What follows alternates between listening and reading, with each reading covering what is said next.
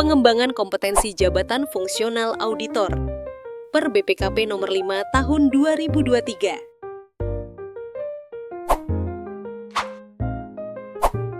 1. Amanat regulasi.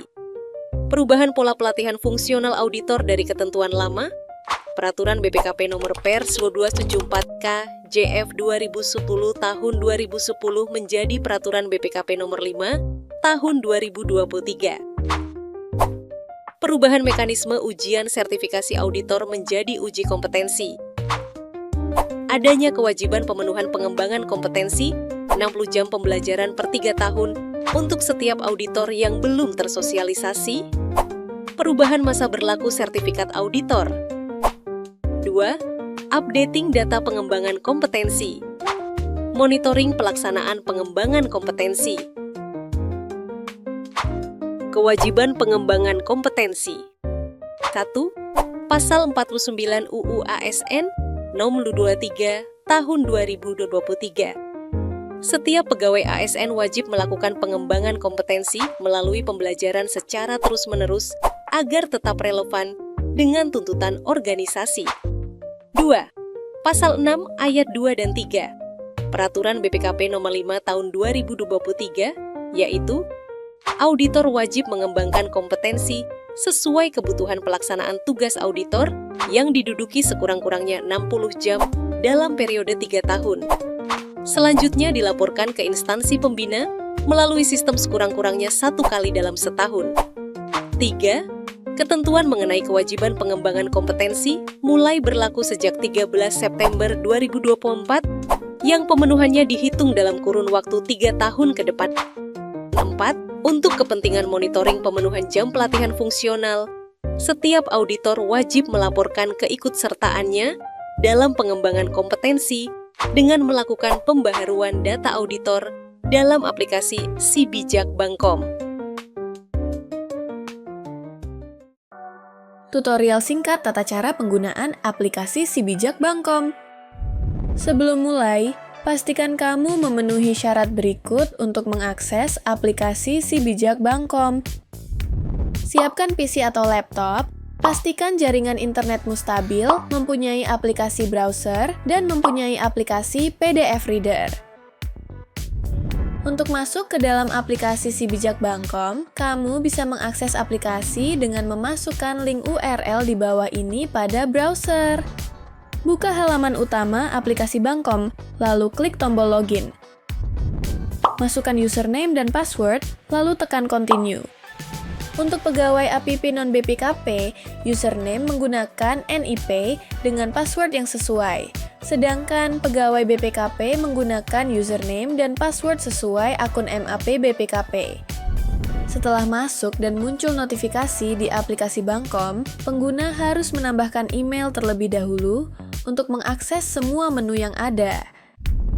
Di halaman biodata, gulir ke bawah dan klik ganti email di pengaturan akun.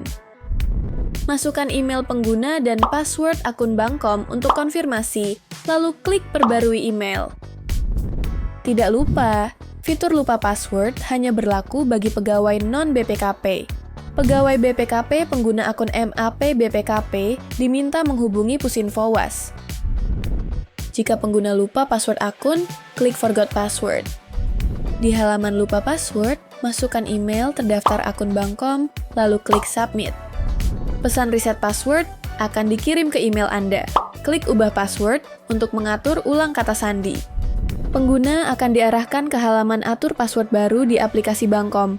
Masukkan dan ulangi password baru, minimal 8 karakter, lalu klik Submit. Akun pegawai mencakup seluruh ASN APIP, baik JFA maupun non-JFA. Fitur pengembangan kompetensi hanya bisa diakses penuh oleh JFA. Profil menampilkan data pribadi, jabatan, unit kerja, dan ringkasan capaian kompetensi. Tab Overview menampilkan biodata. Klik Ubah Data untuk mengedit. Setelah pengguna melakukan perubahan data, klik tombol Simpan Perubahan. Submenu Pendidikan menampilkan riwayat pendidikan pegawai. Klik Tambah Pendidikan untuk menambah data. Isi form yang muncul sesuai ketentuan. Unggah dokumen PDF maksimal 2 MB, lalu klik Simpan. Jika berhasil disimpan, muncul notifikasi dan status menjadi menunggu verifikasi. Admin unit kerja akan memverifikasi. Jika disetujui, status berubah jadi disetujui. Data pendidikan bisa diubah jika belum sesuai. Pegawai hanya bisa mengubah data berstatus menunggu verifikasi atau ditolak. Data disetujui hanya bisa diubah oleh admin. Klik ikon pensil untuk mengedit. Setelah itu, form akan muncul. Ubah data yang perlu diperbaiki, lalu klik simpan. Pegawai bisa hapus data pendidikan yang tidak sesuai. Klik ikon silang untuk menghapus. Setelah itu akan muncul pesan konfirmasi. Klik batal untuk membatalkan, atau setuju untuk menghapus. Hal serupa juga dapat dilakukan pada submenu overview, pangkat, jabatan, unit kerja, diklat, dan penugasan. Submenu pengembangan kompetensi menampilkan spider chart kompetensi teknis dan Mansoskul, serta daftar kompetensi yang perlu dikembangkan untuk auditor. Spider chart kompetensi teknis menunjukkan kompetensi pegawai saat ini berdasarkan hasil uji kompetensi, realisasi diklat, dan penugasan pegawai, dibandingkan dengan standar kompetensi auditor untuk jenjang jabatan. Ditampilkan juga standar jenjang 1 tingkat di atas serta rencana pengembangan berdasarkan kondisi saat ini dan rencana diklat. Saldo awal kompetensi berasal dari sertifikat lulus USABK atau uji kom. Setiap warna grafik mewakili jenis kompetensi. Ungu menggambarkan kondisi kompetensi pegawai saat ini. Merah menggambarkan progres pengembangan kompetensi pegawai yang diperoleh dari penugasan dan realisasi kegiatan diklat. Biru abu menggambarkan standar kompetensi pegawai jenjang auditor terampil. Kuning menggambarkan standar kompetensi pegawai jenjang auditor mahir. Coklat menggambarkan standar kompetensi pegawai jenjang auditor penyelia. Biru menggambarkan standar kompetensi pegawai jenjang auditor muda. Hijau menggambarkan standar kompetensi pegawai jenjang auditor madya. Biru langit menggambarkan standar kompetensi pegawai jenjang auditor utama. Spider chart kompetensi Mansoskul menampilkan kondisi kompetensi pegawai saat ini dibandingkan standar jenjang jabatan yang dimiliki, dengan warna grafik berbeda untuk tiap gambaran. Daftar kompetensi yang perlu dikembangkan menunjukkan level kompetensi pegawai dibandingkan standar, disertai bar progres dan indikator warna. Merah untuk gap tinggi, kuning untuk gap rendah, dan hijau jika sudah sesuai. Klik tombol panah pada masing-masing kompetensi yang ingin dikembangkan. Selanjutnya, muncul pilihan pengembangan kompetensi teknis dari Pusdiklatwas dan pengembangan kompetensi lain yang bisa diinput mandiri oleh pegawai.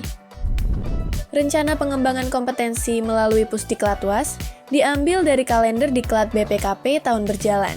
Klik tombol Pilih Pelatihan untuk mengusulkan pelatihan teknis.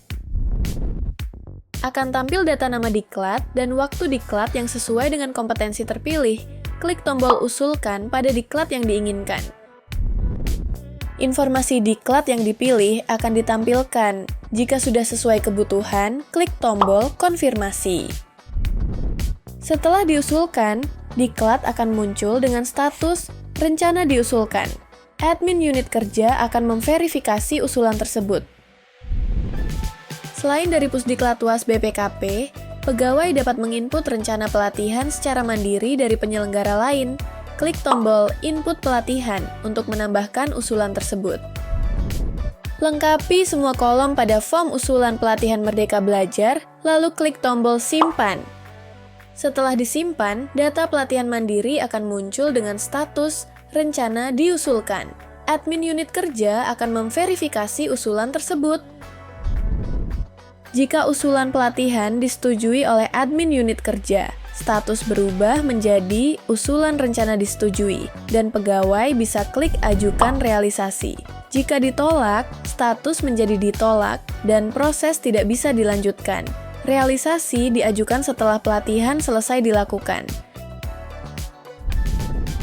Pada form realisasi pengembangan kompetensi, isi semua kolom sesuai ketentuan, lalu klik tombol simpan. Setelah realisasi disimpan, status data pengembangan kompetensi pada daftar berubah menjadi realisasi dalam persetujuan. Admin unit kerja akan memverifikasi data realisasi. Jika disetujui, status berubah menjadi realisasi disetujui.